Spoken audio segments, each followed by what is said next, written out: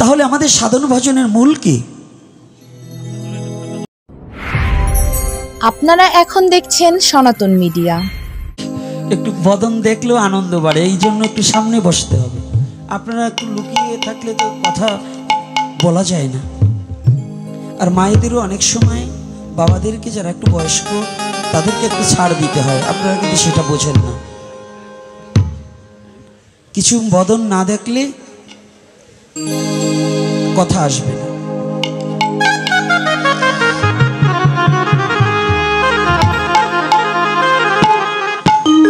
জয় জয় পরম দয়া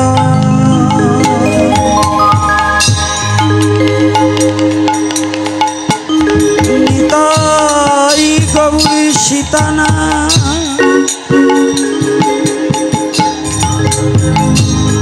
পতি প্রেমানন্দে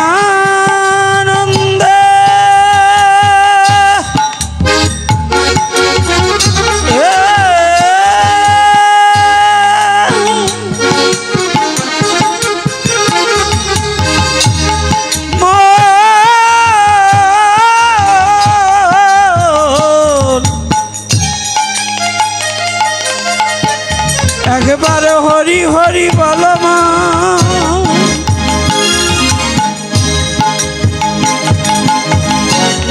হরি বল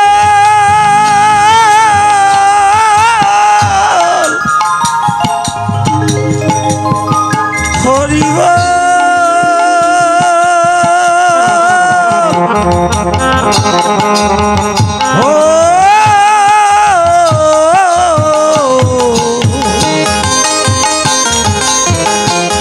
হরি বল হরি বল হরি বল।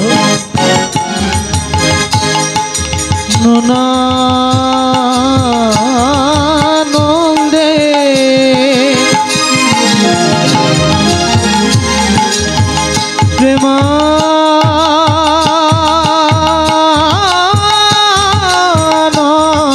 প্রেমানন্দে হরি হরি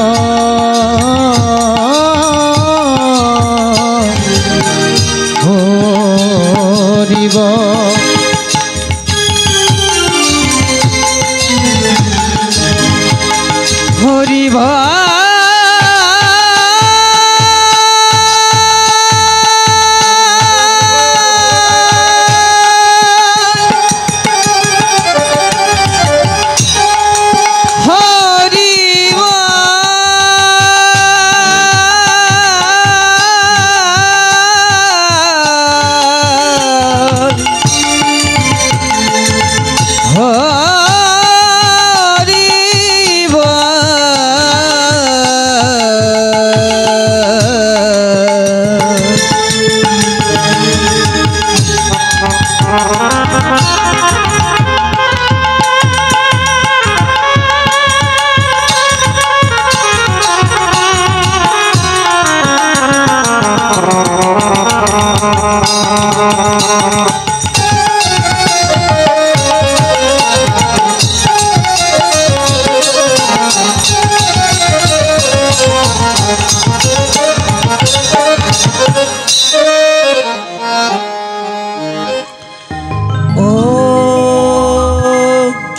জ্ঞানতিমিরন্ধস্য তিমিরন্ধস্য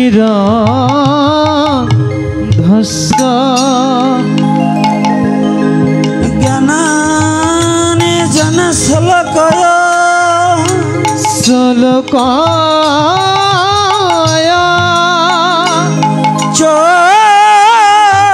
চক্ষুরুন্মীলিতং যেন তস্मै শ্রী গুরুবে নমঃ। গুরুবে নমঃ।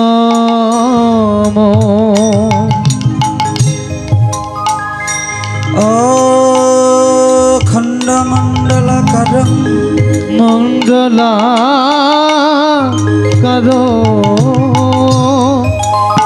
ব্যক্তম জন চরাচর চরাচর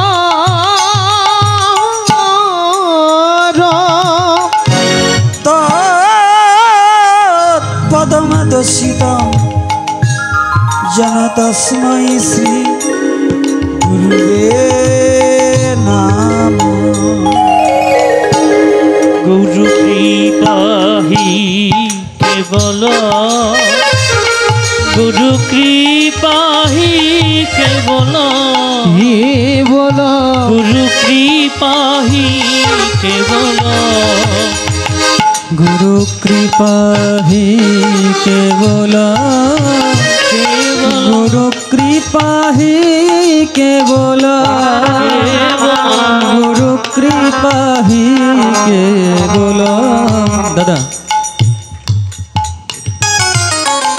মনিটরে গুরু ব্রহ্মা গুরু বিষ্ণু গুরু বিষ্ণু গুরুদেব মহেশ্বর মহেশ্বর, গুরুরেব পরম ব্রহ্ম তস্मै শ্রী গুরুবে নাম। ভেবে দেখ মন কেউ কানো নয়, মিছে ভ্রমণ ভূমণ্ডলে। ভেবে দেখ মন কেউ কানো নয়,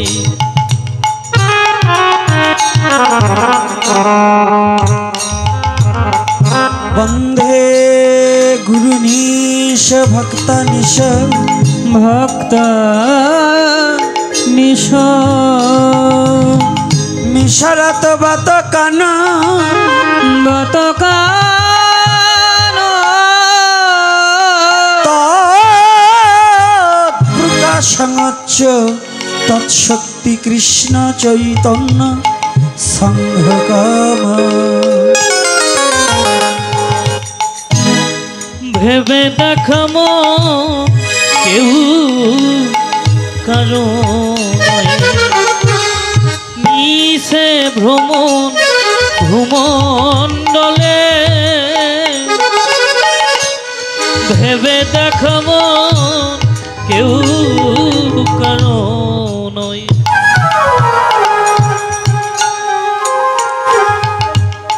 বন্ধে শ্রীকৃষ্ণ চৈতন্য চৈতন্য নিত্যানন্দ সহদিত গৌরদায়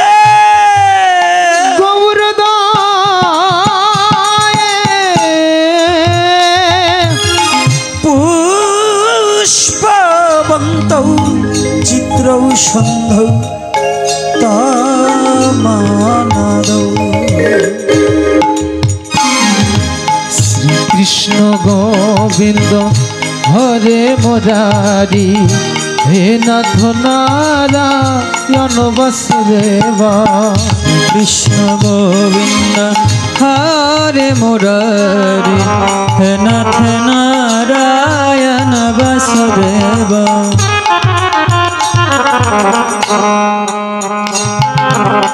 বন্ধে জগদ্দৈতং ব্রহ্মোপনিষদি তৎপশ্চাদনুভজাতময়ং ত্রজামি পুরুষ ইতি সরৌষাচ্চ পূর্ণজয় ভগবান স্বয়মা কৃষ্ণ জগতি পরতত্ত্বং পরমিহ। কৃষ্ণ গোবিন্দ হরে মুরারি, হে নাথ নারায়ণ বাসুদেব। কৃষ্ণ গোবিন্দ হরে মুরারি, হে নাথ নারায়ণ বাসুদেব।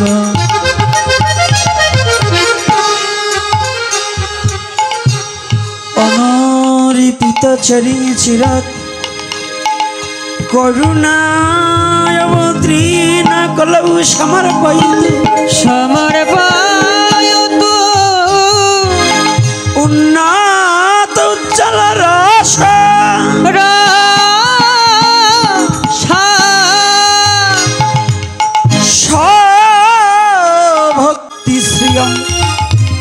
হরিপুরট সুন্দর দুতি কদম্ব সন্দীপিত সদা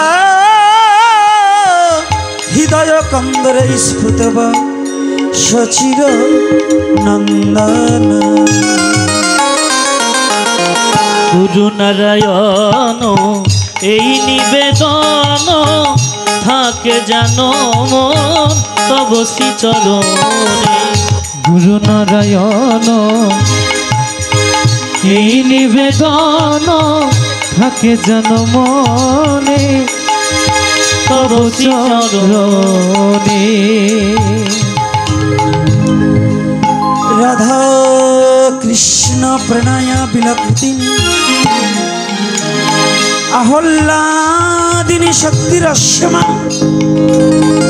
দেকাত্মানা বপি বুপি দেহ বেদঙ্গতৌ তৌ চৈতন্য খঙ্গ প্রকট মধুনয় তদদয় চক্ষুমাপ্ত রাধা ভাবদিতি সুবলিত নইমি কৃষ্ণ স্বরূপকম। मेरो राधा रमन गिरिधारी गिरिधारी श्याम बनवारी। मेरो राधा रमन गिरिधारी गिरिधारी श्याम बनवारी।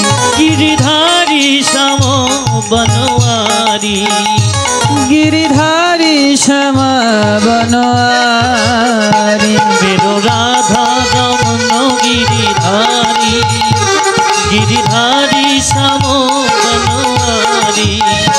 मेरो राधा रमन गिरिधारी गिरिधारी श्याम बनवारी।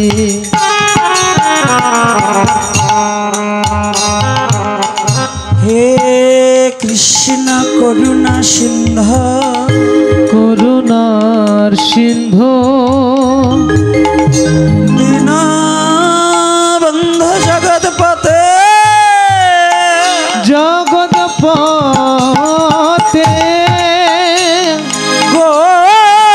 গোপেশ গোপিকা কান্ত রাধাকান্ত নমস্তুতে। जय जय केशव जय जय केशव माधव गिरिधारी लाल नंद दुलाल प्रभु যশোদা গোপাল। জয় জয় কেশব মাধব গিরিধারী লাল নন্দ দোলাল প্রভু যশোদা গোপাল।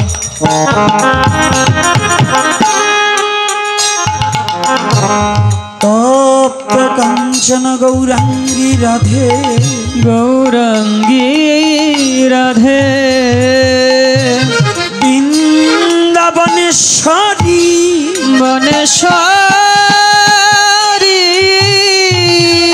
বৃষভানুসুতে দেবী প্রণমামি হরিপ্রিয়ে। জয় জয় রঘুপতি রাঘব রাধে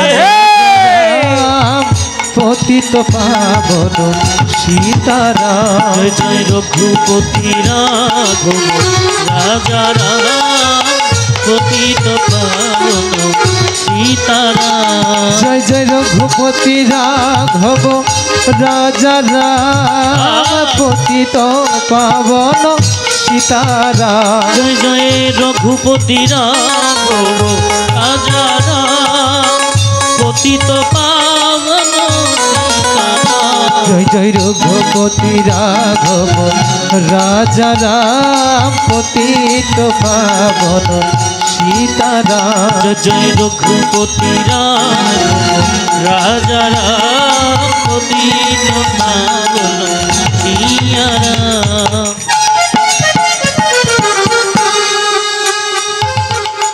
নমো মহাবদন্নায় বদনায় কৃষ্ণ প্রেম প্রদায়তে প্রদয়াতে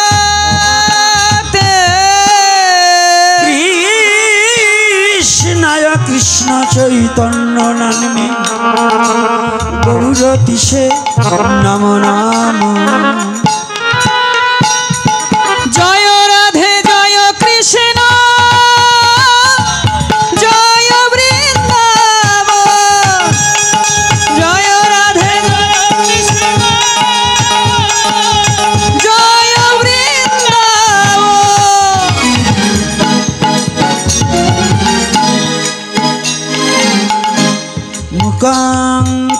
বাঁচালাম বাঁচালো পঙ্গং লঙ্ঘায়তে গিরি লঙ্ঘয়াতে গিরি যৎ কৃপাতমহং বন্ধে পরমানন্দ মাধবম। হে কৃষ্ণ গিরিধারী হে কৃষ্ণ হে মুরারি হে কৃষ্ণ গিরিধারী হে কৃষ্ণ হে মুরারি।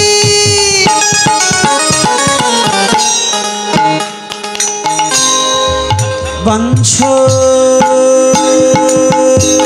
কল্পতরু ভর্ষ তরু হস্ত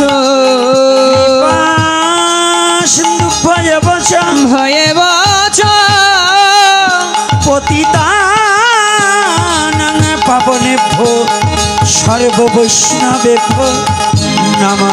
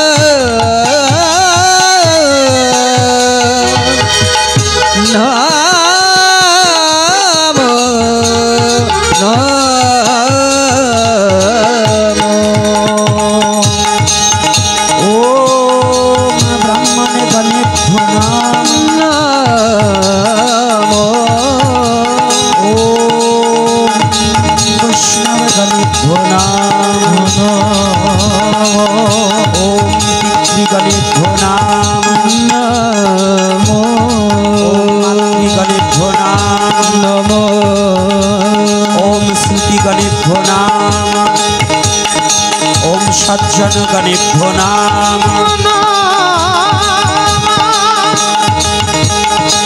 সর্ব শ্রুতা বৈষ্ণবের আমি করি নমস্কার। কৃপা করি চরণে ধুলি শিরে দানে সব হে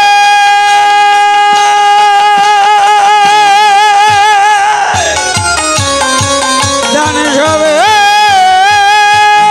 আমার।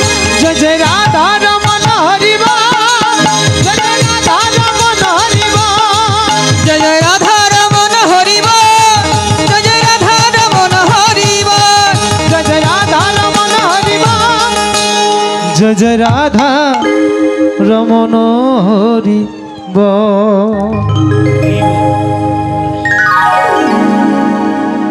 জয় নিতাই, জয় গৌর হরি বল।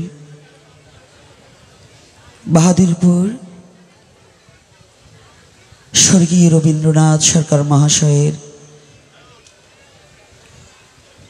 আঙিনার তিনারই স্মরণ সভা উপলক্ষে আজ দূরদূরান্ত থেকে ছুটে আসা ভক্ত ভক্তিমতী মা ও বাবারা আমার সবার রাতুল চরণে এই হতভাগা দাসের সশ্রদ্ধ প্রণতি জ্ঞাপন করছি। আজ যে আশায় বুক বেঁধে ছুটে এসেছেন হরিকথা আস্বাদনের জন্য, এই হরিকথা বলতে হলে কিছু জ্ঞান এবং কিছু গুণের প্রয়োজন। প্রথমেতে বিদ্যাগুণ, দ্বিতীয়তে ভাষাজ্ঞান। আমার কোনোটাই নেই, তথাপি একটু সময় লজ দেখে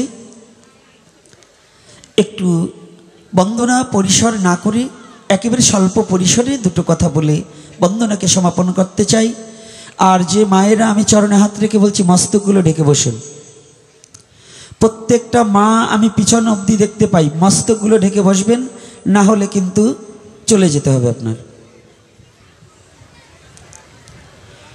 আমি সর্বপ্রথম, আর সম্মুখে যে মায়েরা বসছে, এই মায়ের দিকে তাকাও। এখন যদি একেবারে এই অন্তর্বর্তী সরকার ডক্টর ইউনূস আসে, তার দিকেও তো তাকানো যাবে না। এখন কারো বান্ধবী পাতাতে পারবে না, এখন একেবারে আমার দিকে তাকাতে হবে। আর যদি না হয় তাহলে, যদি এখনো সময় আছে, উঠে একটু পাশে চলে যাবে, আর কোনো কথা হবে না। এই হরিকথার একমাত্র সুযোগ্য অধিকার ছিলেন সর্বজন বন্দেয়। আমরা যে দেবতার পূজা করি, দেবতাও যার চরণ বন্দনা করেছিলেন। যেমন আজকে আপনারা এই হতভাগা দুরাচারকে দেখে দাঁড়িয়ে সম্বর্ধনা জানিয়েছিলেন,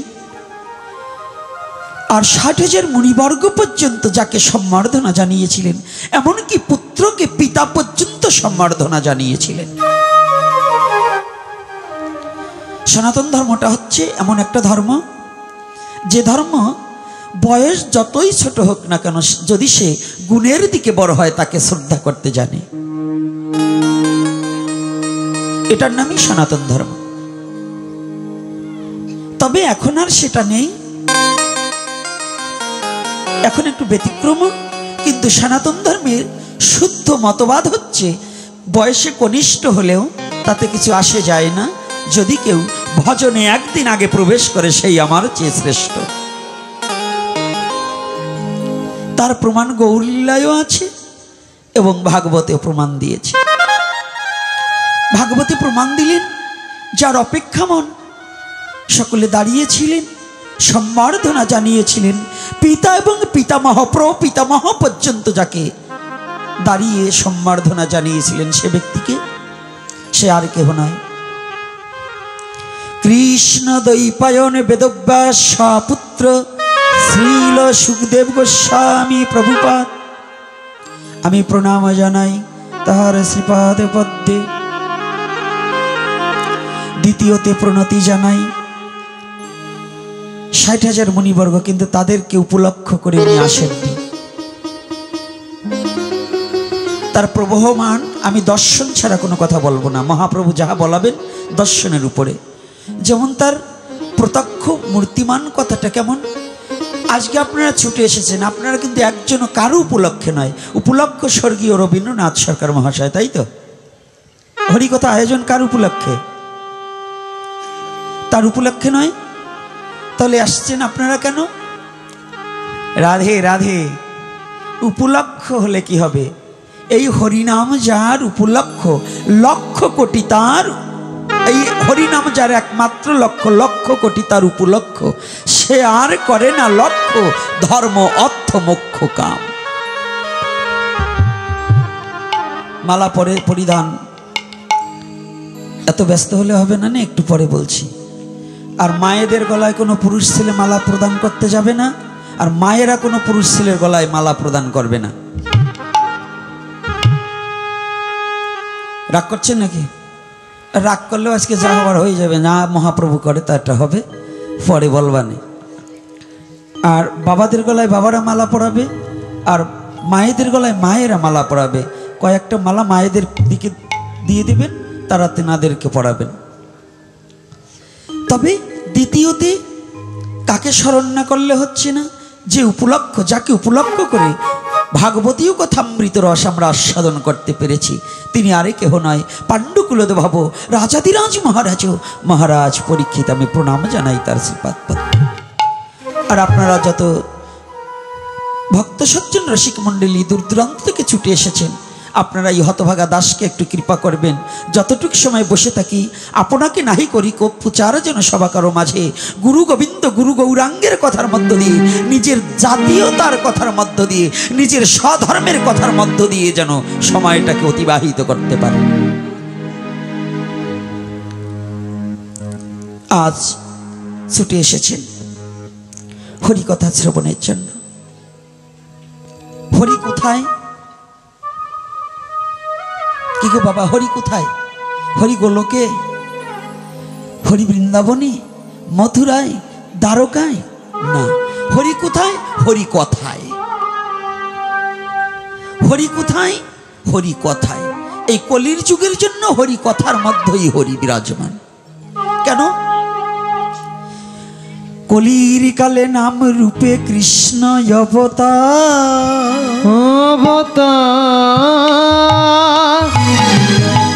সর্বক্ষণ বল মুখে বিধি নাহিয়া, বিধি নাহি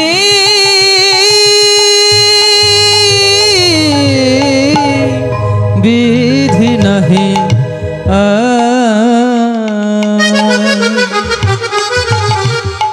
একেবারে পরিষ্কার। নাম করিলে কলির যুগের জীবের নামের মধ্যেই কৃষ্ণ দর্শন, নামেই জীবের মুক্তি, নামেই বন্ধন। নামে বন্ধন কেমন সেটা বলার আগে একটু রাধা মাধব কীর্তন করে নিই, তারপরে এই নাম থেকে আজকে শুরু করি নাকি? রাধে রাধে। কি অসুবিধা নেই তো?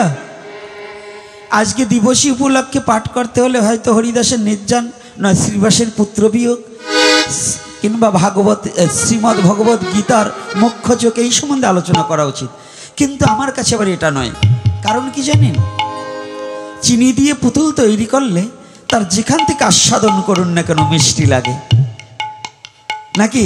তো হরি কথার যেখান থেকে বলা হোক সবই মঙ্গলময় কথা, মঙ্গল হবেই। রাধে রাধে।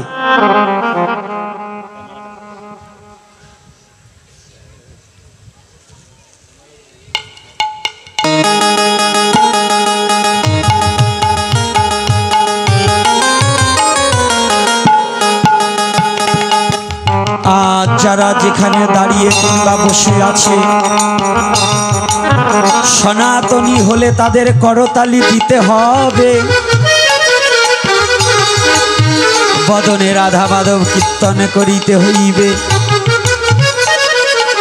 যারা সনাতনী, কোনো মত পথ নেই, ভগবান সবার জন্য, কোনো মত পথের নয়। কে কোন মত পথের আছে এটা দেখবো না, যারা সনাতনী তারা ভগবানের নামে করতালি দিতে হবে। হস্ত দুটো কেন ভগবান দিয়েছে?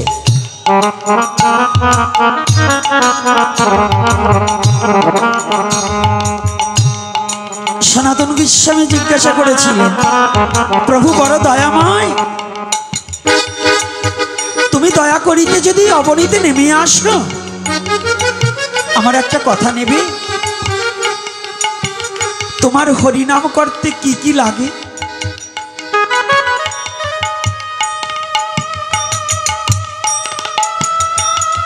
তরকারি রান্না করতে হলে হলুদ, লঙ্কা, লবণ, তেল, ঝাল সব লাগে না মা?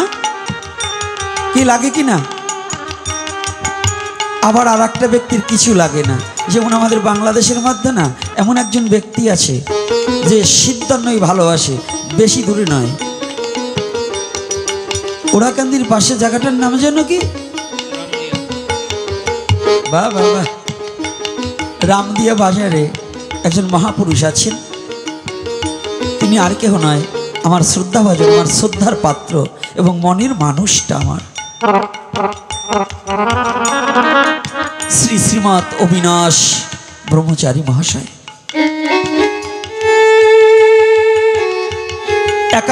92-93 বছর বয়স, এখনো তিনি ঔষধ সেবা করেন না।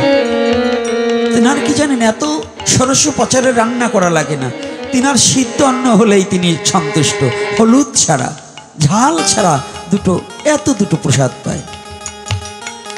আর কারো কারো অনেক কিছু লাগে, লাগে না? আমাদের বৈষ্ণবদের কিন্তু 52 আইটেমের না হলে হয় না। আর উনিও কিন্তু বৈষ্ণব, ওনার ওই একটা কলা সিদ্ধ হলেই হয়ে যাচ্ছে।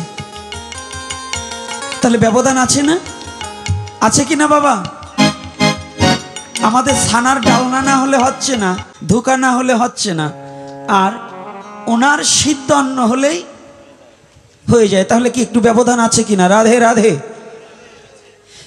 জিহ্বার লালসায় জীব এতি অতি ধায়, এই জিহ্বার কন্ট্রোলটাকে, জিহ্বা বেগটাকে যদি কেউ দমাতে না পারে, তার জন্য কিন্তু কৃষ্ণ ভজন নয়। রাধে রাধে। এই জিহ্বার 6টা বেগের মধ্যে এই জিহ্বার একটা বেগ আছে, উদরের একটা বেগ আছে, আছে না বাবা? তাহলে আমার 6 বেগ তুমি 6 দোষ শুধি, 6টা বেগ এবং 6টা দোষ আছে। তার মধ্যে সর্বপ্রথম হচ্ছে এই জিহ্বাটা। এই জিহ্বার বেগকে যদি না কমানো যায়, জিহ্বা দিয়ে বাক শক্তি প্রয়োগ করা হয়, যদি এই বাক শক্তিটা যদি কাউকে কটুভাবে প্রয়োগ করা হয়, আপনি জানেন রাধা মাধব কীর্তন করব, কিন্তু কথাটা এসে গেছে, না বলে পারছি না। এটাও হরি কথা, যখন থেকে হরি এখানে এসেছি, যেটা হবে সেটাই ভাগবতীয় কথা, তাই তো বাবা? এই মুখটা যে কত বড় সাংঘাতিক, এটা আমার গুরুদেব একদিন বলেছিলেন। তো কি বলেছিলেন? কীর্তনটা না করে বলবো না, একটু পরে বল। তাহলে সবাই আমরা করতালি দেব। সনাতনী হলে দাবি আছে, আসতে দাঁড়াও। আমাদের সনাতনী কিছু কিছু লোক আছে যে আমি এই গ্রামের মাতবার, আমি করতালি দিলে সম্মান হানি হবে। তোমার মতো মাতবার ও 2-4 করি না, 2-1 লক্ষ না, অগণিত মাতবার যার পদ নখর চরণের ধূলিকণা পাবার নিমিত্তে কত বড় যুগী যোগ সাধনে থাকে, ব্রহ্মজ্ঞানে পায় না। আর তুমি তো তোমার বাড়ির, তোমার স্ত্রী তোমার কথা শোনে না, তুমি এবার কেমন মাতবার? এরকম আছে আমাদের সমাজে, আমি দেখেছি। নিজের বউকে সামলাতে পারে না, উনি এবার যাই হরিনামে করতালি দেওয়া যাবে না, আমার প্যাস্টিস আছে না। ওগুলো হচ্ছে মহামূর্খ। যে সনাতন ধর্মে জন্মগ্রহণ করে মনুষ্য দেহ প্রাপ্তি হয়ে হাতে শক্তি থাকতে যারা হরিনামে করতালি দিতে পারে না, এমনও একদিন আসতে পারে প্যারালাইসিস হয়ে পড়ে থাকবে, সেদিন দিতে চাইলেও হাতে কোনোদিন হরিনামের করতালি হবে না। সেদিন বসবে, সেদিন তুমি কত বড় মাতবার, তুমি কত বড় কি নিজের হাতটাকে তুমি কন্ট্রোল করতে পারছো না, উঠাতে চাচ্ছ, উঠাতে পারোনি। তাহলে এই শক্তিদাতা অনাদির আদি গোবিন্দের নামে নিজেকে একটু সমর্পণ করা, এটাই হচ্ছে ভক্তের কর্তব্য। কষ্ট হচ্ছে না তোমার কথা? আমি একটু আঘাত দেওয়া কথা বলি, রাধে রাধে। তবে আমি কিন্তু চোখে দেখতে পাই একেবারে পিছন অবধি। আমি বসবো, যদি সনাতনী হয়ে করতালি না দেয়, বুঝবো ওরা আমার সনাতনী না, ওরা অন্য ধর্মের। তাই তো? কি মায়েরা কি বলেন? ওনাদের কথা জিজ্ঞাসা করবো না, আপনারাই সব। আচ্ছা, রাধে রাধে।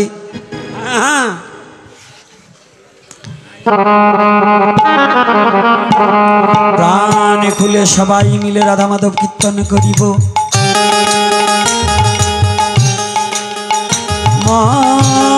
মনের দুয়ারে খুলে খুলে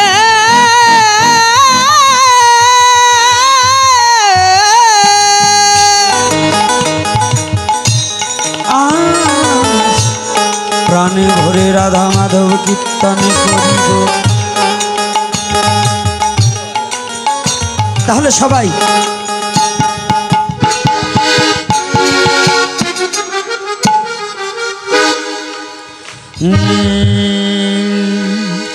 জয় রাধা মাধব,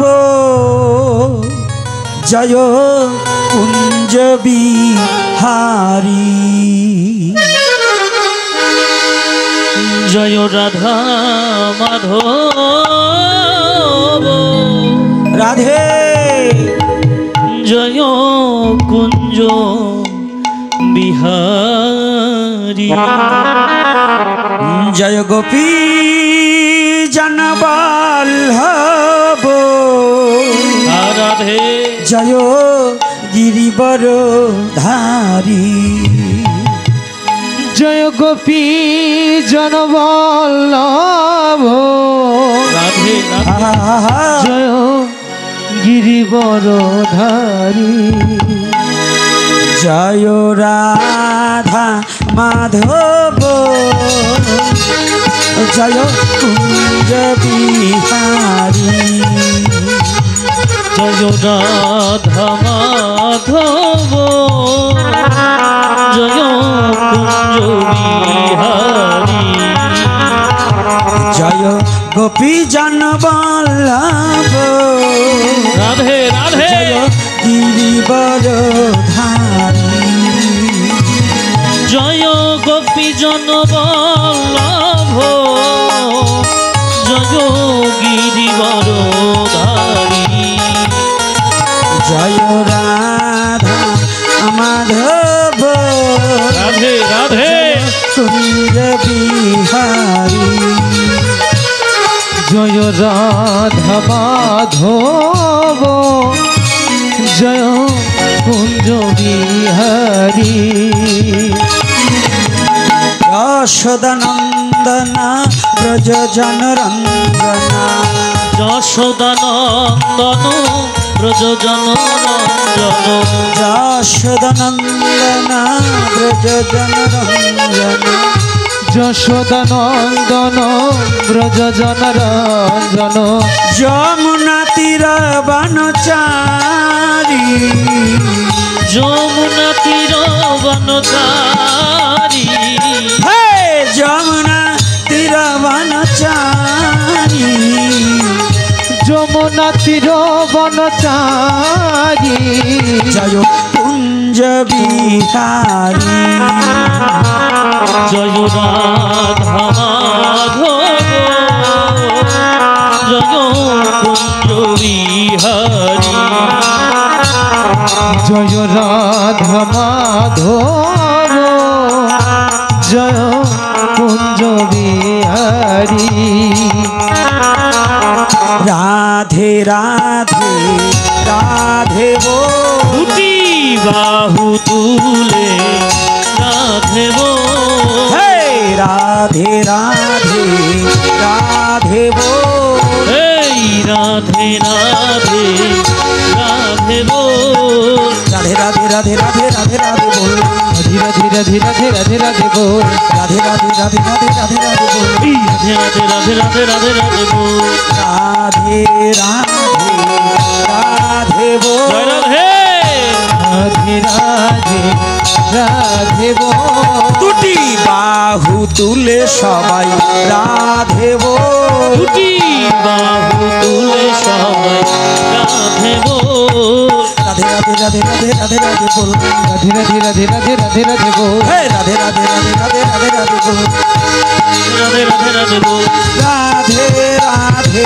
রাধে বো জয় রাধে রাধে রাধে বো জয় রাধে রাধে রাধে বো জয় রাধে রাধে রাধে বল জয় রাধে জয় রাধে জয় রাধে জয় রাধে জয় রাধে জয় রাধে জয় রাধে পরম পুরুষ পরমেশ্বর ভগবান শ্রীকৃষ্ণ কি জয় হো প্রেমময়ী শ্রীমতী রাধা রানী কি জয় হো প্রেমের ঠাকুর ভগবান গৌর হরি কি জয় হো আজকের আগত ভক্তবৃন্দ কি জয় হো আজকের ভাগবতীয় কথামৃত কি জয় হো সনাতন ধর্ম কি জয় হো জয় নিতাই গৌর হরি বল হরি মালাকে প্রদান করবেন ব্যস্ত করে করুন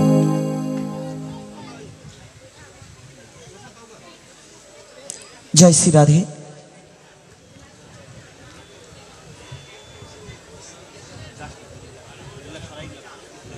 ব্যস্ত ব্যস্ত আসতে হবে দেরি করা যাবে না আসেন আসেন এই যে যে হাতে যেটা এটা এটা হাতেরটা হাত দেন ফেলাই দেন ফেলাই হাতে দেন হাতে হাতে মুখে দিতে হবে না হাত দু হাত গলা দেন ব্যস্ত করে দেন উলুধ্বনি উলুধ্বনি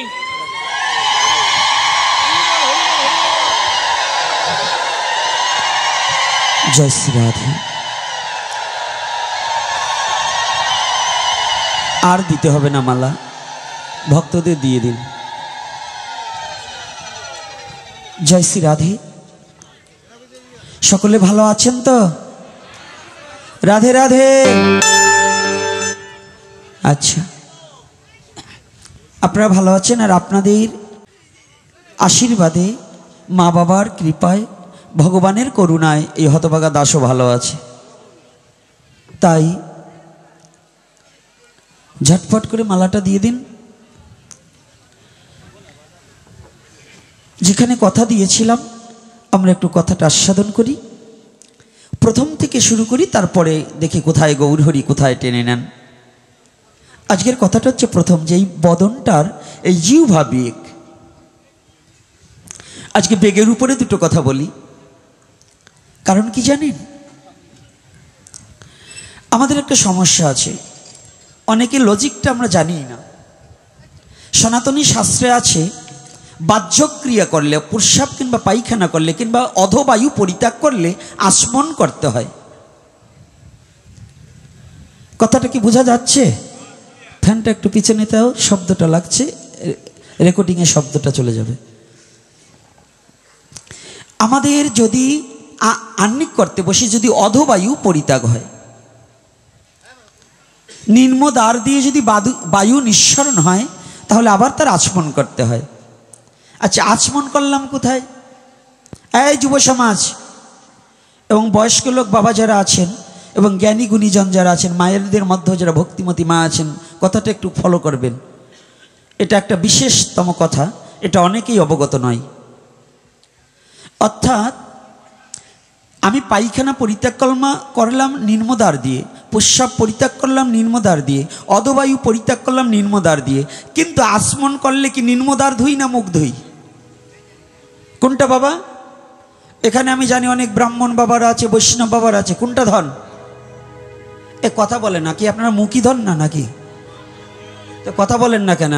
অনেকগুলো আছে মন্ত্র নিয়ে তুই নামই জপ করে না, তো ওরা মুখ ধোয়ার কি বুঝবে? তাহলে আচমন করা মানে কি? আচমনের জলটা কোথায় দেয়? মুখে। তাহলে আমি অপকর্ম করলাম নিম্নদ্বার দিয়ে, আর ধুইলাম কি? কেন? এর কারণ কি? এর বিশেষত কারণটা কি? আচমন করলাম আমি, প্রস্রাব করলাম নিম্নদ্বারে, আর ধুলাম ঊর্ধ্বদ্বারে, অর্থাৎ মুখটাকে ধুচ্ছি। তাহলে এর কারণটা কি? এর মূলত কারণ কি? সনাতন ধর্ম বললেন, আর্য মহর্ষিরা গভীর ধ্যানে নেত্র করে দেখলেন, যেমন গাছের উপরে জল দিলে যেমন গাছের মূলে যদি জল ঢালা না হয় তাহলে ওই বৃক্ষ যেমন বেঁচে থাকতে পারে না, তদ্রূপ ভজন দ্রষ্টা ব্যক্তি দেখলেন এই মানব জীবনে সবচেয়ে যে ক্ষতিকারক হচ্ছে এই বদনখানা। এজন্য পরিশুদ্ধ, এই বদনটা যার পরিশুদ্ধ না আছে সে কোনোদিন মনুষ্যের মধ্যেই গণ্য নয়। আহারে বলেন, ব্যবহারে বলেন, কথায় বলেন, রাধে রাধে নাকি? আপনার বাল্য শিক্ষায় কি পড়েছেন? কটু কথা যে বা কয় তার কাছে কেবা রয়, মিঠা কথা মুখে যার সবে বসে সদা তার। তাহলে এখানে মুখের কথা বলছে কিনা বাবা? তাহলে এই মুখটাকে পরিষ্কার করা, এর উদ্দেশ্য হচ্ছে, দেখুন এই মুখটা কত বড়, কেন মুখটাকে ধুতে হয়? আপনি দুর্গন্ধযুক্ত পরিত্যাগ করছেন নিম্নদ্বার দিয়ে,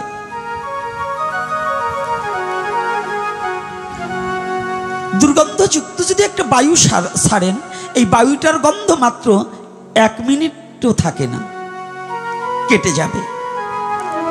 যদি আপনি মল ত্যাগ করেন, এই মলের গন্ধ হয়তো কয়েক ঘন্টা থাকবে, তারপরে কেটে যাবে। ওটাকে জল মেরে ধুয়ে দিলে চলে যাবে, একটা মাটি চাপা দিয়ে ঢেকে দিলেও দুর্গন্ধটা দূরীভূত হয়ে যাবে। কিন্তু এই সনাতন ধর্মের মানব জাতিকে এমন একটা তত্ত্ব উপলব্ধি করিয়ে দিলেন যে তুমি যখন আহ্নিক করবার বসবে, তুমি আচমন করবে, এই মুখটাকে ধোবে। তুমি যখন গোবিন্দকে পূজা করতে যাবে, আচমন করবে, মুখটাকে ধরবে, ধোবে। তুমি যখন পিতৃশ্রাদ্ধ করবে, আচমন করবে, মুখটাকে ধোবে। আছে কি না? আচ্ছা, এর উদ্দেশ্যটা কি? এই নিম্নদ্বারের চেয়েও এই মুখটা বড় খারাপ। নিম্নদ্বারের চেয়ে মুখটা বড় দূষিত। নিম্নদ্বারের চেয়েও এই মুখটা বড় গন্ধ। কি করে হলো? এই মুখ দিয়ে রসগোল্লা খাচ্ছেন, যত ধরনের দামি দামি ফল ফ্রুট যা আছে তাই খাচ্ছেন, কত ভালো খাবার খেয়ে নিচ্ছেন, মাছ মাংস পেঁয়াজ রসুন কত সুগন্ধি বস্তু খাচ্ছেন, কিন্তু নিম্নদ্বার দিয়ে বেরিয়ে যাচ্ছে দুর্গন্ধ হয়ে।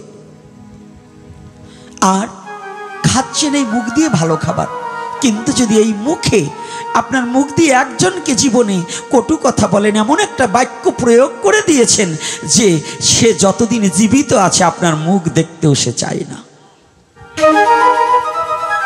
আছে না বাবা? ও মা, আছে কি না বলো? তাহলে কোনটা খারাপ, আমার মুখ খারাপ না গুহ্যদ্বার খারাপ? হ্যাঁ, যার মুখ পরিশোধিত না হয়েছে সে জীবনে কোনোদিন ভগবদ ভজন অনুশীলন করতে পারে না।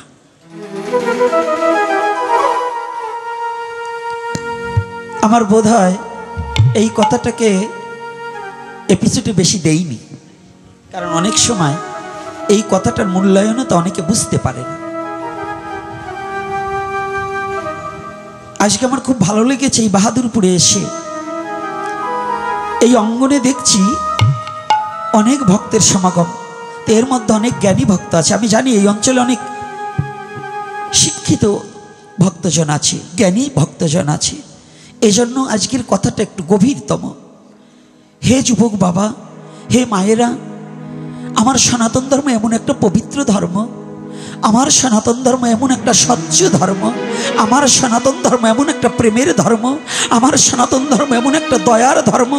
যদি কোনো মানুষ হৃদয় দিয়ে অনুভূতির জগতে নিতে পারে, সে মানুষ নয়, সে দেবতায় তাকে স্মরণ করে, দেবতায় তাকে পুজো করবে।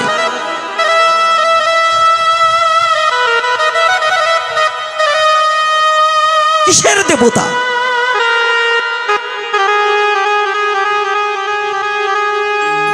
মানুষ হতে পারলে সে দেবতা হয়ে যায়। দেবতা নয়, দেবতার ঊর্ধ্বে হতে পারে। মানুষ দেবতার চেয়ে বড়।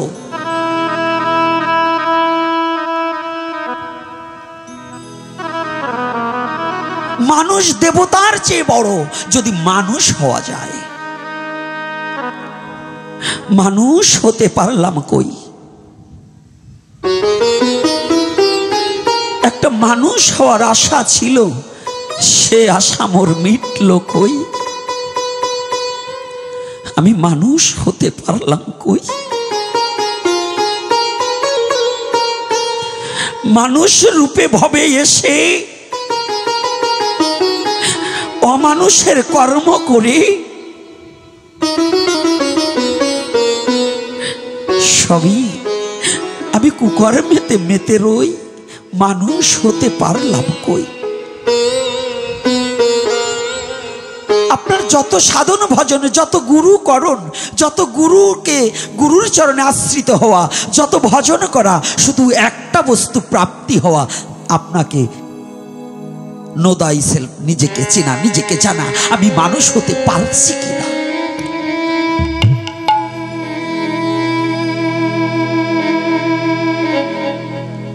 স্বভাবকে পরিবর্তন করা। বাবা, ফ্যানটাকে এদিক থেকে দাও, নয় অন্যদিকে দাও, শব্দ হচ্ছে, আমি কথাটা তোমাদের বুঝাতে পারছি। ফ্যানের বাতাসটা টেনে নিচ্ছে, দূর থেকে দিতে হয়, ওই সামনে দাও, ওই খুঁটির কাছে দাও, ওই সামনে ফ্যানটাকে নিয়ে ওখান থেকে আমাকে করো। সমস্যা হলেও কিছু করবার নেই। তাহলে আমাদের সাধন ভজনের মূল কি?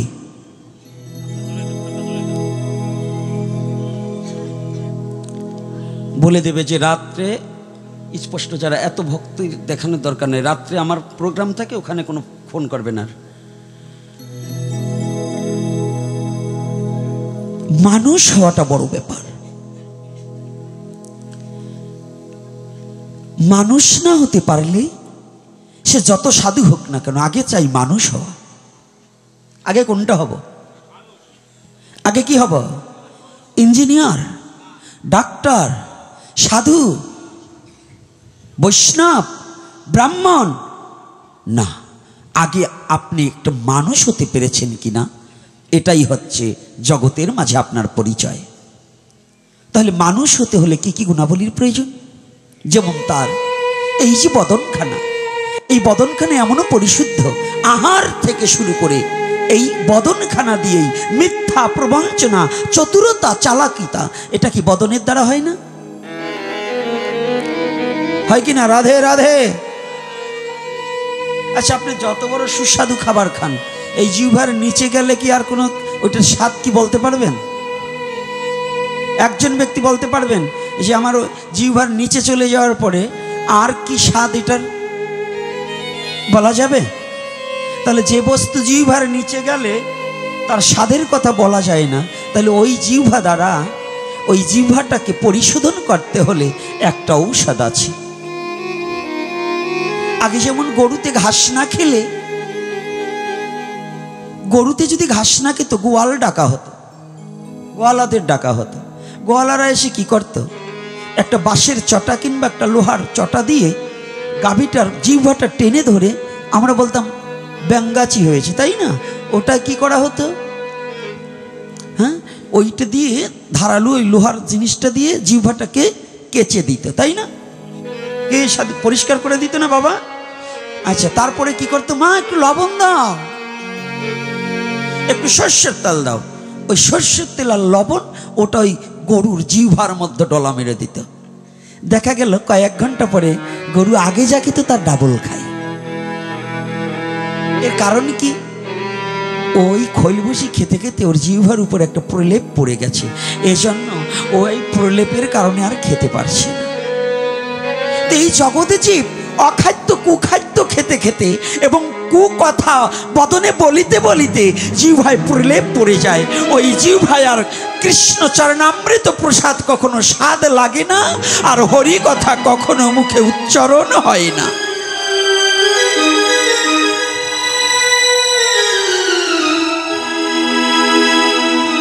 তাহলে যেমন গোয়ালাকে ডাকতে হয়, কি বলবো না বলবো না, এই কথাটা প্রয়োজন আছে কি না? হ্যাঁ, জানার আছে না? তাহলে এইবার গোয়ালা, ওটা যেমন গরুর বেলায় যেমন গোয়ালা ডাকতে হয়, আর প্রাকৃতিক জগতে গোয়ালা রূপে একজন সদ্গুরু বিশ্ব জগতে ডাকিতে হয়। সদ্গুরু কি করবে? গরুর যেমন জিহ্বাটাটা টেনে ধরে বের করে লোহার কাচুনি দিয়ে পরিষ্কার করে দেয়, সদ্গুরু যিনি শাসন দণ্ড হাতে নিয়ে তিনি শিষ্যকে উপযুক্ত শাসন করে ওই জিহ্বার প্রলেপটাকে সরিয়ে দেবেন। তিনি শাসন দণ্ড হচ্ছে ওই কাচুনি। আর সর্ষের তেল আর লবণ কি? যেমন গরুর জিহ্বায় সর্ষের তেল আর লবণ ডলে দেওয়া হয় না, তদ্রূপ একমাত্র সর্ষের তেল হিসেবে তোমার দুটি হ্যাঁ কৃষ্ণ গোবিন্দ বলে দু ফোঁটা চোখের জল ঝরাও।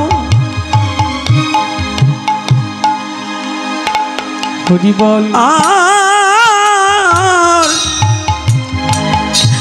লবণ ভেবে সাধুগুরু বৈষ্ণবের চরণ ধুলি এই জিহ্বায় অগ্রে দিয়ে চেটে চেটে খাও। হরিবা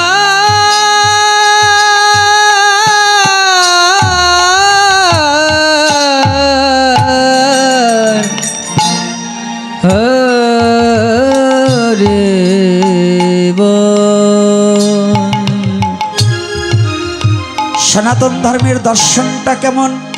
মুখ পবিত্র করতে বলেছে কেন?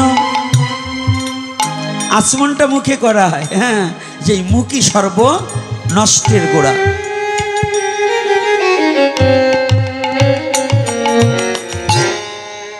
আমার পরম দয়াল গুরুদেব বলতেন, বাবা গোপীনাথ, চোখ দুটো একটা অন্ধ হলে দেখা যায়, কান দুটো একটা বধির হলে আর একটা দিয়ে শোনা যায়, নাকের ছিদ্র দুটো একটা বন্ধ হলে আর একটা দিয়ে শ্বাস প্রশ্বাস চলে।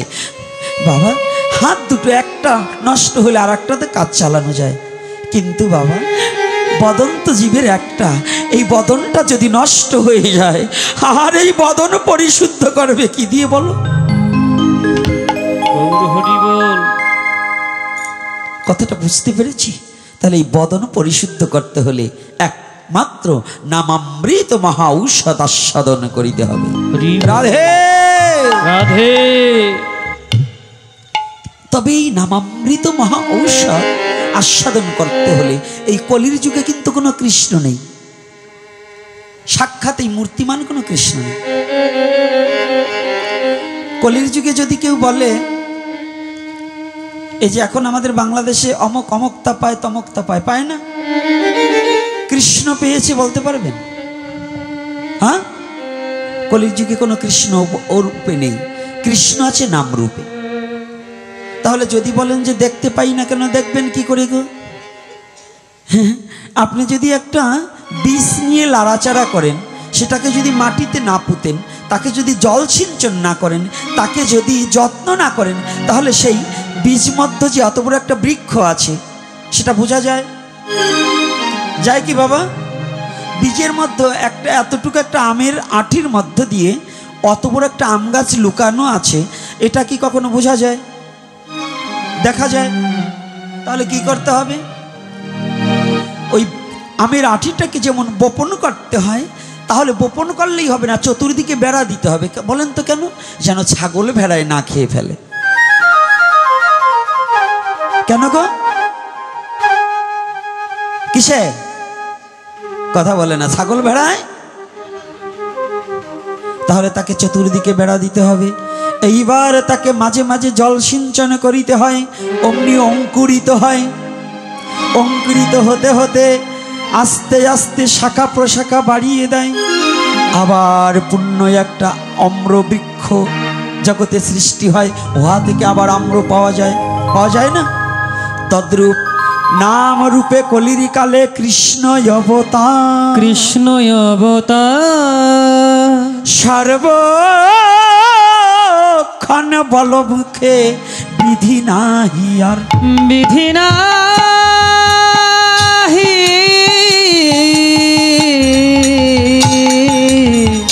বিধি নাহি আর। নাম রূপ বীজ যখন হৃদয়ে মাঝে বপন হবে, হবে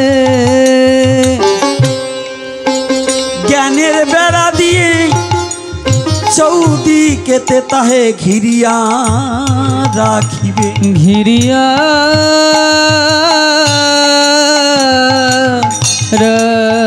রাখিবে। মাঝে মাঝে কৃষ্ণ বলে দুটি নয়নের জল সিঞ্চন করে দেবে,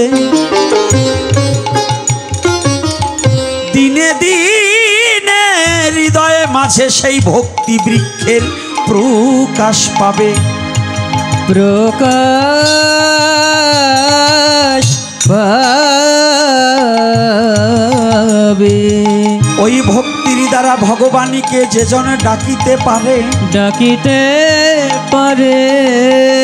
ভগবান গোলক ছেড়ে ভুলকে এসে হৃদয় মাঝে উদয় হয়ে তার ভক্তকে দেখা দেয়, ইহাই সত্যরে। হরিবা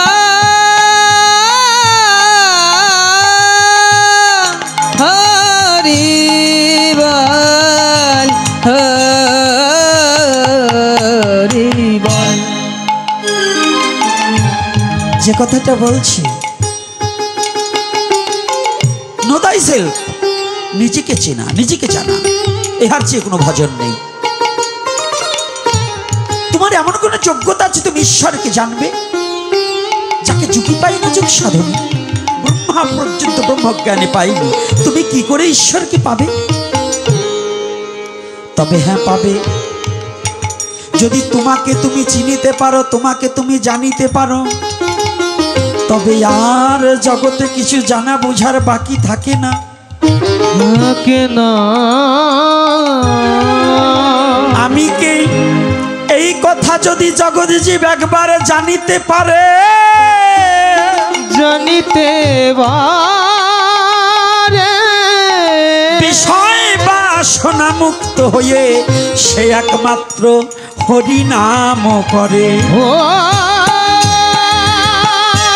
রাধে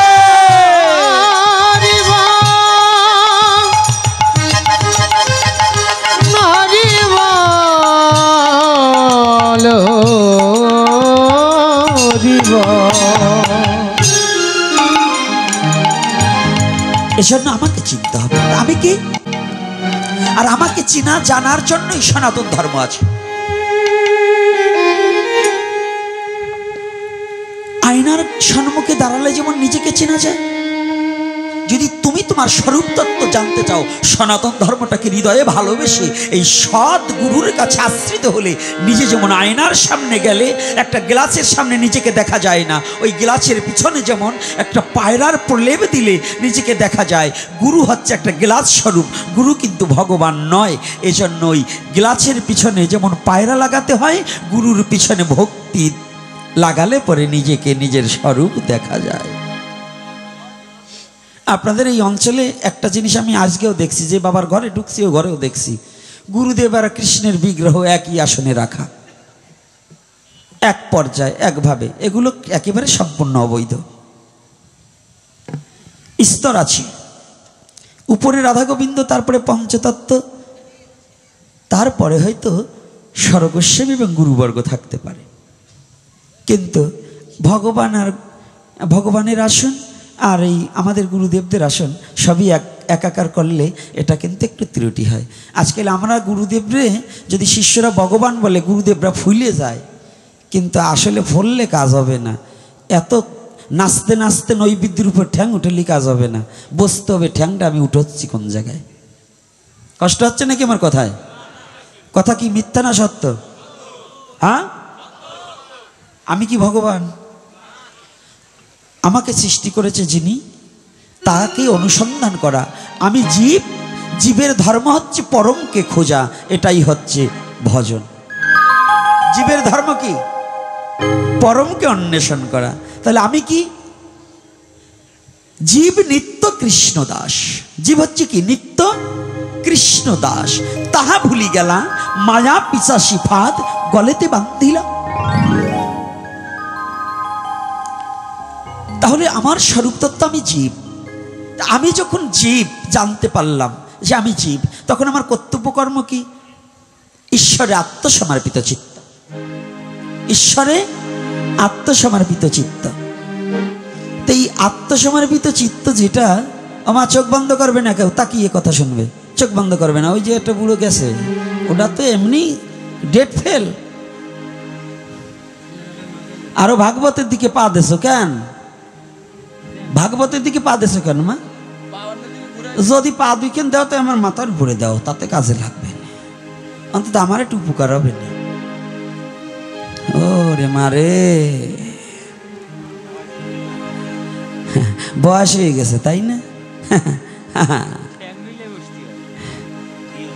আচ্ছা আচ্ছা, পরে পরে আসতেছি আপনাকে পাড়ায়। ওই যে মাথার কাপড় এখনো পরে গেছে, উস নাই, আসতেছি, দাঁড়াও, ছাড় দেবো না নেটারাও। তো এইবার দেখুন, তাহলে আমাকে আমার যদি না চিনতে পারি, তাহলে ঈশ্বরকে চেনা যাবে না। এজন্য বলছে কি, ওরে আপনাকে চিনতে পারলে গো যাবে অচিনাকে চিনা, আর যাবে অজানাকে জানা। ও যারা আপনা খবর আপনার হয় না। কাকে চিনতে পারলে? কাকে? নিজেকে। কথাটা বলছেন, আপনাকে চিনতে পারলে গো যাবে অচিনাকে, সে অচিনাকে পরমাত্মা রূপ অনাদিরাদি গোবিন্দ। একটা কেশাগ্র 10,000 ভাগ করলে যত সূক্ষ্ম হয়, তত সূক্ষ্ম রূপে পরমাত্মা রূপে প্রতিটা জীবের মাঝে বিরাজে। তাই বিরাজে হে তাই। এই কারণে আপনাকে চিনতে পারলে ঈশ্বরকে চিনা জানা বোঝা যায়। ইহাই তো মহাজন শাস্ত্রে ফুকারিয়া কয়। ফুকারিয়া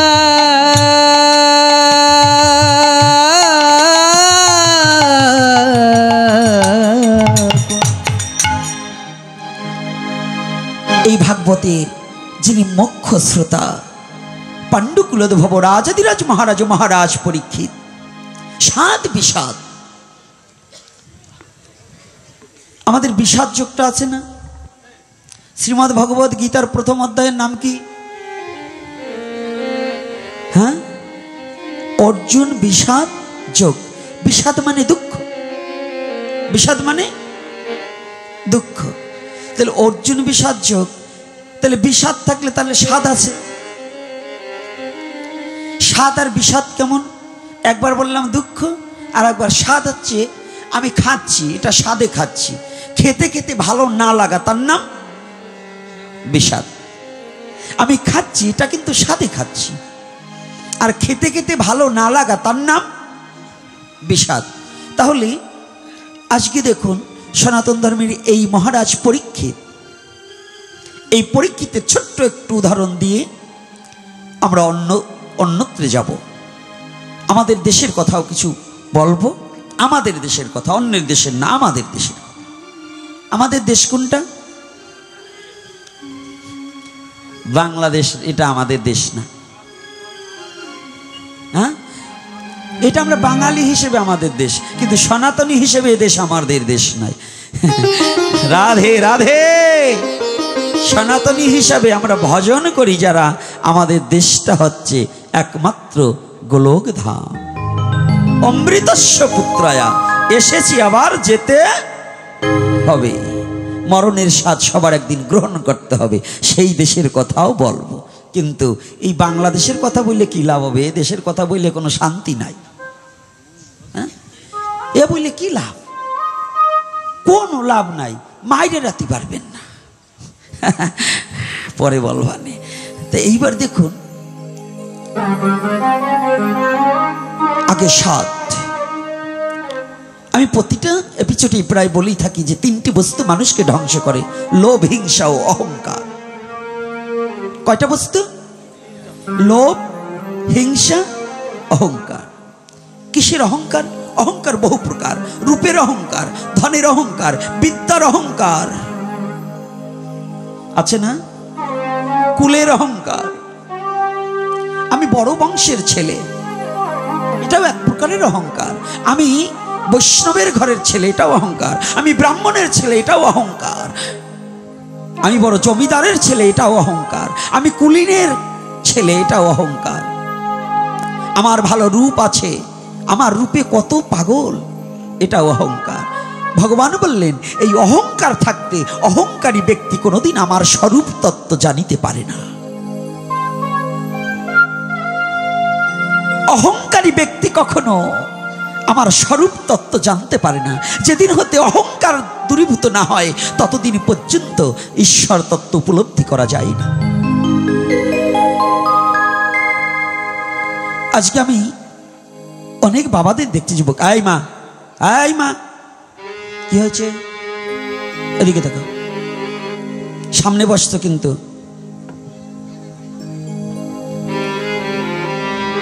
মহারাজ পরীক্ষিতের গৌরব ছিল আমি রাজা, আমি রাজা। কলির যুগের সর্বপ্রথম রাজা হচ্ছেন মহারাজ পরীক্ষিত। কলির যুগ যখন শুরু হলেন, মহারাজ পরীক্ষিতের আগে আর কোনো রাজা ছিল না। এটা কিন্তু একটু ব্যতিক্রম আলোচনা, একটু ভালো করে বুঝবেন। এই সনাতনী জাতি একটু ভালো করে, এই যুবক ছেলে ভালো করে বাজবে। আজকাল বিশ্ব জগৎ জোড়া পাঠশালা দেখছো না? এই সনাতন ধর্মের আগে কোনো শিক্ষিত জাতি ছিল না। সারা পৃথিবীতে যখন লেখাপড়া চালু ছিল না, সনাতন ধর্মে গুরুকুল ব্যবস্থা ছিল। পৃথিবীর সর্বশ্রেষ্ঠ এবং প্রথম ভার্সিটি কিন্তু ভারতে, নাকি পণ্ডিত বর্গরা? একটু ভালো করে সনাতনী জাতি, এই যে যুবক ছেলেরা, একটু ভালো করে কানে সরষের তেল লাগিয়ে শুনতে হবে, কারণ এই সনাতনী জাতির ঘুম ভাঙছে না তো। এরা কোন ধর্মে জন্মগ্রহণ করেছে? এরা নিজের বাবাকেই চিনতে চায় না, আর পর ধর্ম নিয়ে কি চিনবে? নিজের বাবাকেই চেনে না। এ জাতি নিজেরা বাবার নাম বলতে ভয় পায়, লজ্জা পায়। এজন্যই কড়া কথাগুলো বলছি, ভালো করে শুনতে হবে। আদি শিক্ষিত জাতি, মানব মনুষ্যকুলের মধ্যে সনাতনী জাতি। রাজাও হলেন সর্বপ্রথম এই কলির যুগের জন্য। আগের যুগে তো ছিলেনই বটে, এই কলির যুগের জন্য সর্বপ্রথম রাজা হচ্ছেন আমার মহারাজ পরীক্ষিত। কিন্তু এত কিছু সনাতনীর হয়েও এই সনাতনী জাতি আজকে পিছিয়ে কেন? সারা পৃথিবীতে সনাতনী জাতির আগে এসেছেন। এটা দেখবেন, আমার অনেক মুসলমান বাবারা দেখছি আলোচনায় ফেসবুকে বলেছে যে আদি অন্ত সনাতন ধর্ম। দেখবেন, আমি দেখেছি, আপনারা দেখেছেন কিনা কি বলে দেই, আছে কিনা? ফেসবুক থেকে নামানো আছে কিনা? আপনাদের কাছেও আছে। তারাও স্বীকার করেছে আদি অন্ত জাতি কারা, বলা হয়েছে কিনা? আচ্ছা, ভালো করে বুঝবেন, কথাগুলো একটু ভালো করে পরিষ্কার করে শ্রবণ করতে হবে। এখন যে কথাগুলো বলছি, কথাগুলো একটু ভালো করে শ্রবণ করতে হবে। তাহলে সনাতনী যদি জাতি যদি আদি অন্ত হয়, এই বাংলাদেশের মধ্যে সম্পূর্ণ জায়গাটাই আগে সনাতনীদের ছিল। এই বাংলা ভূখণ্ডের এই যে বাংলাদেশ নামক যে জায়গাটা না, এটা কিন্তু আলাদা রাষ্ট্র ছিল না, এটা কিন্তু ভারতবর্ষের সাথে অ্যাড ছিল। পাকিস্তানও কিন্তু ভারতবর্ষের সাথে অ্যাড ছিল, আফগানিস্তানও কিন্তু ভারতবর্ষের সাথে অ্যাড ছিল, নাকি? কি আপনারা কি ইতিহাসে এটাই তো পাওয়া যায়? আচ্ছা, অখণ্ড ভারত ছিল। বাবা, চমৎকার কথা। তাহলে যদি ভারত, তাহলে এই সনাতনী জাতি এত দিনার দিনে নিঃস্ব হতে চলছে কেন? কি কারণ? কি বলবো না? বলবো না বললে আবার উঠে আটা দেবেন না তো? এই পিছনটা 2-4 জন থাইয়ে নেই, আমি বলা দিলে কিন্তু 2 সাইডে উঠে আটা দেবে। আজকে যেটা আটা দেবে ওটা জাইতি বসাতে হবে, কারণ ওইটাই পয়জন। এর কারণ হচ্ছে এই সনাতন ধর্ম আদি অন্ত ধর্ম। সনাতনী জাতি শিক্ষিত জাতি আজকে মূর্খ হয়ে বসে আছে। এর কারণ হচ্ছে 3টা কারণ। এই যে লোভ, হিংসা ও অহংকার। লোভ, হিংসা, অহংকার। এর কি কি কারণ? লোভ ছিল এই সনাতনী জাতি পরের সম্পদকে, পরের সম্পদ মানে জাতিতে নিজেদের মধ্যে দ্বন্দ্ব সৃষ্টি করত। যেমন জমিদাররা 1 কিলো চাল দিয়ে 7 বিঘে জমি লিখে নিয়েছে। কি মিথ্যা বলছি? আয় বাবা, মিথ্যা বলছি? আচ্ছা, তো জমিদার ছিল তৎকালীন সময় বেশিরভাগ না না হ্যাঁ কারা? খালি বাউনগো দোষ দিয়েন না, আপনিও ব্রাহ্মণ। জন্মাই বাউন হইয়ে কেউ জন্মায় নাই, তারপরে ওই যে পৈতে নিয়ে বাউন হইছে। ব্রাহ্মণ হইয়ে জন্মানো যায়, বাউন হইয়ে জন্মায় না কেউ। ব্রাহ্মণ আলাদা বস্তু আর বাউন আলাদা বস্তু। ব্রাহ্মণকে প্রণাম করতে হবে প্রতিটা জাতির। ব্রাহ্মণ হচ্ছে কি, যিনি ব্রহ্মজ্ঞ তিনি হচ্ছে ব্রাহ্মণ। এটা কোনো জাতি না, এটা হচ্ছে ভজনের বিষয়, সাধনার বিষয়। যিনি সাধনা করে ভগবত ঈশ্বরের সাধনা করিতে করিতে নিজেকে সমর্পিত চিত্ত করেছে, তিনিই ব্রাহ্মণ হয়েছে। যিনি কুকুরে চণ্ডালে ব্রাহ্মণে গভী হস্তিতে সমদর্শনকারী, তিনি পণ্ডিত ব্যক্তি, তিনিই ব্রাহ্মণ। তাকে শ্রদ্ধা করা কোনো পাপ নয়, তাকে শ্রদ্ধা না করলে আরো পাপ হয়। আর আমরা যারা এই যে আছি না, ব্রাহ্মণ বৈষ্ণব কিছু কিছু আছি আমার মতো, যারা এদেরকে প্রণাম করলে আরো অপরাধ হয়। একটু জেনে যান,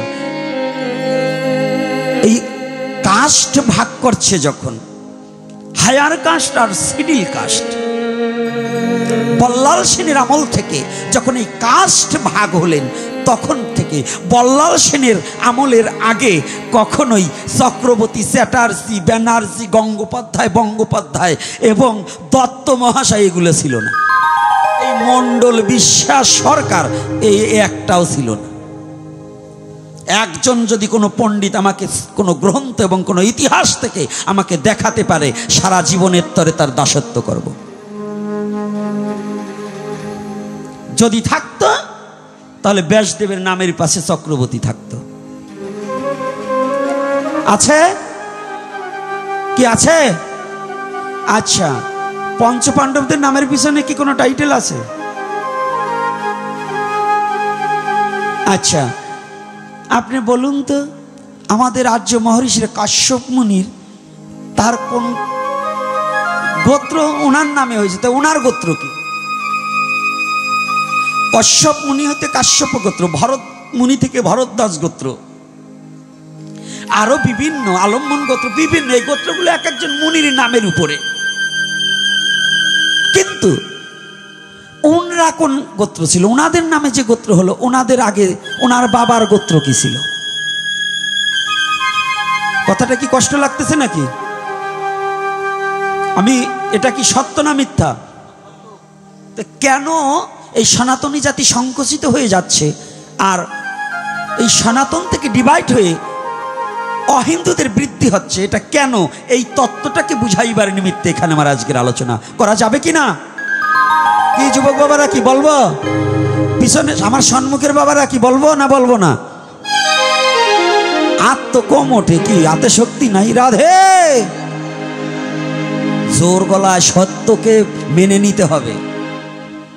সনাতনী সত্য, পৃথিবীতে সনাতনী জাতি যত সত্য কথা বলতে পারে ইহা পৃথিবীতে বিরল। মৃত্যুকে পরোয়া করেও সনাতনী জাতি সত্য কথা বলতে পারে, সত্যকে মেনে নিতে পারে। কিন্তু সেই সনাতনীর মধ্যে যখন ভেজাল ঢোকে, ওই হারামজাদারাই মিথ্যা ছড়িয়ে বিশ্ব জগৎটাকে নষ্ট করে দিচ্ছে। যে প্রকৃত সনাতনী সে কখনো সত্যকে অস্বীকার করতে পারবে না। তাহলে আজকে বল্লাল সেনের আগে তো কোনো বিশ্বাস মণ্ডল, সরকার, বর এগুলো ছিল না। আমাদের মন কল্পিত নাপিত জন্ম হয়েছে অমুকের অমুক থেকে, ওই নমর জন্ম হয়েছে অমুক থেকে, ব্রাহ্মণের জন্ম হয়েছে অমুক থেকে। ওরে, এগুলো তো শাস্ত্রের সাথে কোনোটার সাথে মিল নেই, একটা শাস্ত্রের সাথে মিল নেই। এই যে যে শয়তানি কথা, ইহা কোনো শাস্ত্রের সাথে মিল নেই। কারণ আদি পিতা যদি মনু হয়, তাহলে নাপিত কি আলাদা জন্মাইছে নাকি? কথাটা বোঝে নাকি? রাধে রাধে, মিথ্যা। আদি পিতাকে, তো ব্রাহ্মণ যদি তার আদি পিতা মনু হয়, ওই নাপিতের আদি পিতা যদি মনু হয়, ওই শূদ্রের আদি পিতা যদি মনু হয়, ওই বৈশ্যের আদি পিতা যদি মনু হয়, ক্ষত্রিয়র আদি পিতা যদি মনু হয়, তাহলে চারি জাতির আদি পিতা যদি একজন বাবা একজন হয়, তাহলে কি ফিরে আবার জন্মাইছে নাকি আলাদা আলাদা? তাহলে আদি মানব জাতিতে আমার মানব জাতির পিতা হচ্ছে কে? মনু, মাতা শতরূপা। বাহ, তাদের কোন গোত্র ছিল এবং তাদের টাইটেল কি ছিল? হ্যাঁ, তাইলে আমি যে চক্রবর্তী কই একেবারে পাশা ভুল হইয়ে শুনে শুনে বসিয়েছে, ওই যে আমার বাবার বয়সী বয়স সেটা প্রণাম করে, কিন্তু একটু মাথাও নত করি না, ওটি হবে? এটা কি ঠিক? আমি বৈষ্ণব সাজছি, আমার বাবার বয়সী বয়স, তাকে আমি শ্রদ্ধা করতে জানলাম না, আমি বৈষ্ণব হয়ে গেছি। ওরে বাবা, আমার পাও দিয়ে জল খাবে। আমি কি একদিন খেয়ে দেখেছি? আমার পাও ধোয়া জল সবাইকে খাওয়াচ্ছি, কিন্তু আমি কি জীবনে একদিন কোনো সাধুগুরু বৈষ্ণবের চরণ ধৌত জল নিজে আস্বাদন করেছি? আমার ভগবান কৃষ্ণ, যার চরণ পাইবার নিমিত্ত অনন্ত কোটি ব্রহ্মাণ্ডের মহা অধীশ্বর, যার চরণ পাইবার নিমিত্তে কত কোটিপতি, কত রাজা রাজ্যকে পরিত্যাগ করে কৃষ্ণ বলে যার চরণে শরণ নিবার নিমিত্তে নেমে পড়েছে, সেই ভগবান কৃষ্ণ একদিন দরিদ্র সুদামার, ভিখারি সুদামার দুখানা চরণ ধুইয়েছিল। জানেন তো?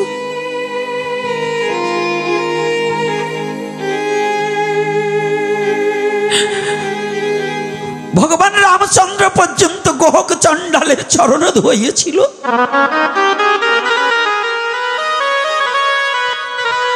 আমি সেই সনাতন ধর্মে জন্মগ্রহণ করেছি যে ভগবান শুধু নেয় না, কিছু দিতে জানে। যে ভগবান অনন্তকাল জীবকে দিয়েছে, জীবের কাছ থেকে কিচ্ছু নেই। আপনি একটিবার দেখুন, যেদিন সুদামা বিপ্র গিয়েছিল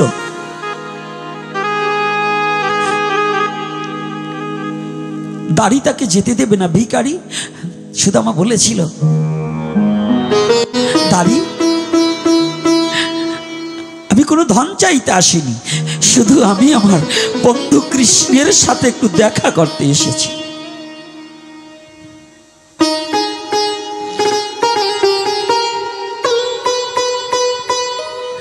দাড়ি ভাবছে আমাদের মহারাজ এই ভিখারির সাথে বন্ধু করবে, এটা কোনোদিন হয় না, এটা সম্ভব নয়। মিথ্যা কথা বলছি, আমি যা দেব ভিক্ষা তাতে ওর পুষবে না, তাই হয়তো ভিতরে গিয়ে আমার রাজার কাছ থেকে বেশি আকারে ধন আনবে। বলছে এই ভিখারি চলে যাও, তোমার যা চাই আমি দিয়ে দেব। সুদামা বলছে দেখো আমি কোনো ধনের জন্য আসিনি, আমি জীবনে কৃষ্ণের কাছে কিছু চাইব না, আমি শুধু দূর হতে আমি কৃষ্ণকে একটিবার নয়নে দর্শন করে তার চরণে যুগলখানা আমি দর্শন করে আমার জীবনটাকে ধন্য করো। রাধেশ্যাম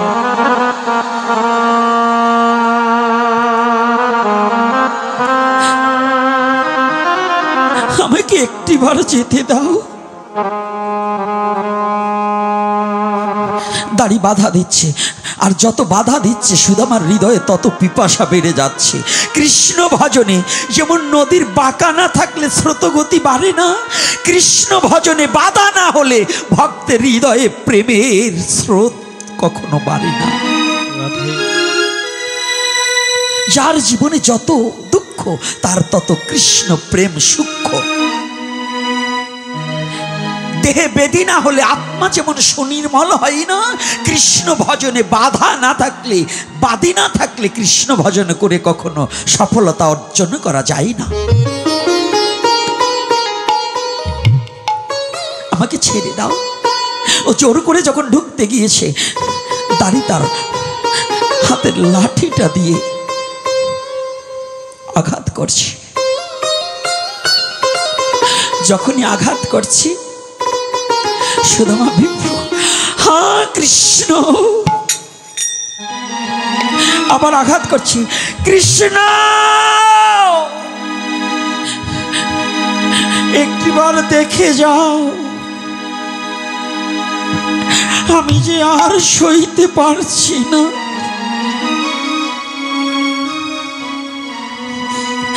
একটিবার দেখা দাও কৃষ্ণ, তুমি একটিবার আমাকে দেখা দাও।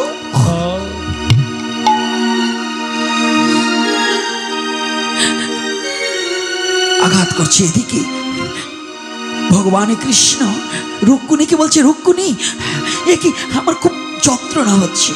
কি ছুটে এসেছে, আমি একটু নিচে অন্তপুরে থেকে আসি।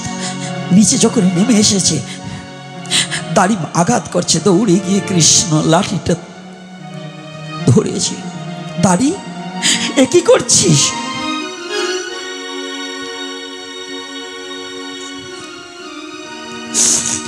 আমার চিরবন্ধু, আমার চির আপন জন। ও দাড়ি এ কি করছিস তুই? আমার ভক্তের অঙ্গে আঘাত দিয়েছিস। দাড়ি তুই জানিস না এ জগতে আমার ভক্তের অঙ্গে আঘাত করলে সেই আঘাত এসে আমার অঙ্গে পৌঁছিয়ে যায়। হরিবা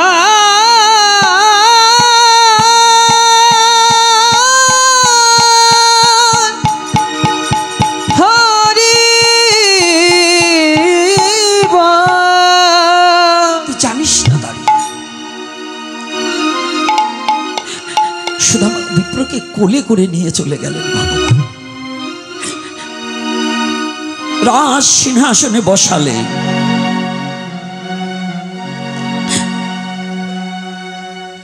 রুক্মিণীকে বলছে, রুক্মিণী তুমি দাঁড়িয়ে আছো কেন? চামড় নিয়ে এসো, স্বর্ণের থালা নিয়ে এসো, স্বর্ণের ভিঙ্গার নিয়ে আসো।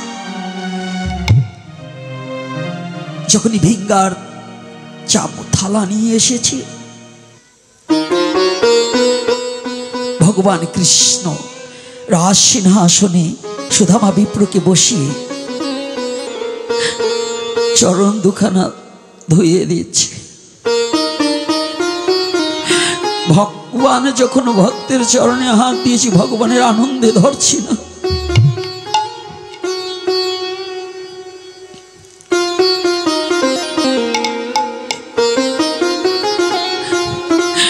ভগবানের দু চোখ বেয়ে জল পড়ছে।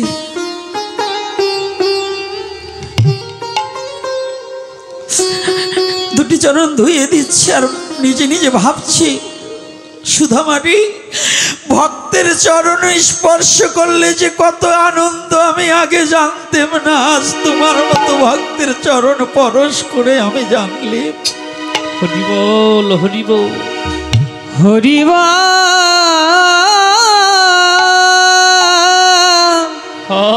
হরি বল, হরি বল। দুটি চোখের জলে না না, আজ আমি শুধু ভিঙ্গারের জলে নয়, ওই যমুনার জলে নয়, আমার গঙ্গা যমুনা দুটি নয়নের জলে আমার ভক্তের চরণ ধুইয়ে দেব। ভগবান নিচা হয়ে যখন এই জল ফেলছে ভক্তের চরণে,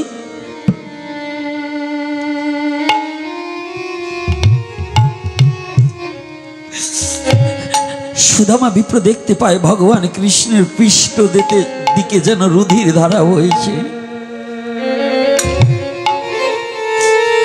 কি বন্ধু, তোমার পৃষ্ঠ দেশে রুধির ধারা কেন? না না সুদামা, আমার এটা রুধির ধারা নয়, এটা আমার ভক্তের দেওয়া উপহার।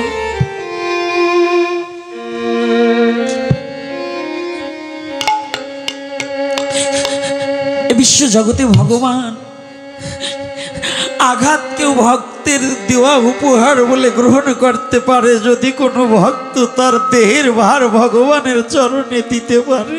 গৌর হরি।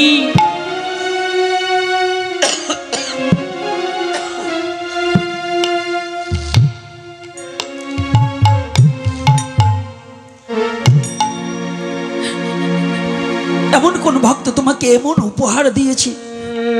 তুমি বলো কৃষ্ণ, একবার বলো বন্ধু, একটিবার হৃদয় দিয়ে অনুভূতির জগতে নেন তো, যে অনন্ত কোটি ব্রহ্মাণ্ডের শাসনকর্তা সেই ভগবান বলছে ভক্তের দেওয়া উপহার আমার পৃষ্ঠ দেশে আমি ধারণ করেছি। ও বাবা, এই বিশ্ব জগতের মাঝে কোনো মা বাবা সন্তানের আঘাত কখনো গ্রহণ করে না,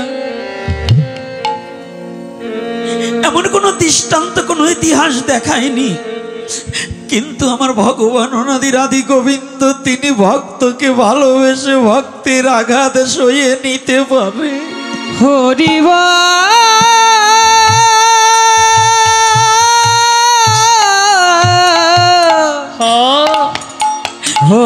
এটা আমার সনাতন পেরেছে, আমার সনাতনের ভগবান করেছে। হে জগৎজীব, হে সনাতনী জাতি, তুমি যে ধর্মে জন্মগ্রহণ করেছো, দেখো সেই ধর্মের ভগবানের কত কত গুণ, কত বড় দয়া, কত বড় প্রেম। কোথায় পেয়েছো? কোন ধর্মে পেয়েছো? তুমি সনাতনে যাহা পেয়েছো আর কোন ধর্মে পাওনি। তুমি একটিবার তাকিয়ে দেখো সনাতনের ভগবানের কত বড় দয়া তোমার প্রতি, কত বড় করুণা তোমার প্রতি। সেই সুদামা বলছি, কৃষ্ণ এ কেমন ভক্ত তুমি আমার কাছে বলো। জানো কৃষ্ণ, যেদিন থেকে তুমি এসেছো,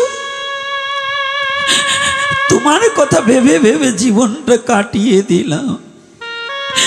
শুধু তোমাকে একটু দেখার ইচ্ছা ছিল, তোমাকে দেখতে এসে এটা দেখতে হবে এটা আমি ভাবিনি। যে মা যশোমতী জীবনে কোনোদিন ধুলা কণা লাগতে দেয়নি তোমার অঙ্গে, আর তোমার সেই অঙ্গে রুধির ধারা বইছে, এটা কখনো ঠিকই না।